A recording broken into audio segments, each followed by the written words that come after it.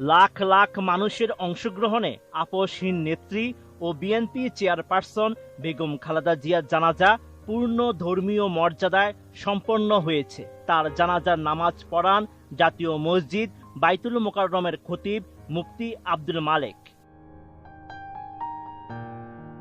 ৩১ December মানিক মিয়া এভিনিউতে বিকেল ৩টা ৩ মিনিটে খালেদা জিয়ার জানাজা শুরু হয়। বিকেল ৩টা ৫ মিনিটে জানাজা সম্পন্ন হয়।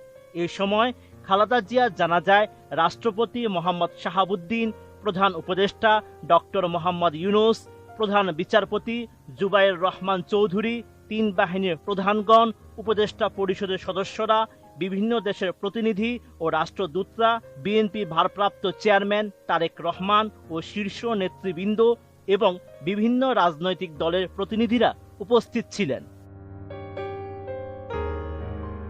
জানাজা শেষে এক হৃদয়স্পর্শী দৃশ্যের অবতারণা হয় মানিক মিয়া এভিনিউতে। জানাজা সম্পন্ন হওয়ার পর জনপ্রিয় ইসলামী বক্তা মাওলানা মিজানুর রহমান আজহারী ও বাংলাদেশ খেলাফত মজলিসের আমির মাওলানা মোহাম্মদ মামুনুল হক প্রিয় নেত্রীর কফিন নিজের কাঁধে তুলে নেন। প্রিয় নেত্রীকে শেষ বিদায় জানানোর এই মুহূর্তটি উপস্থিত লাখো মানুষের মাঝে